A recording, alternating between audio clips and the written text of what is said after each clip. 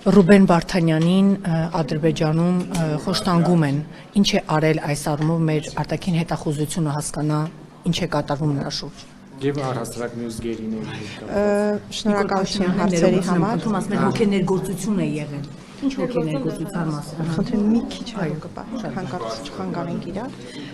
Շնորհակալություն հարցի համար։ Ծառայությունը իր մանդատի շրջանակներում իր հիմնական գործառույթը հետախուզական տեղեկություններ հավաքել, ամփոփել եւ ներկայացնել քաղաքական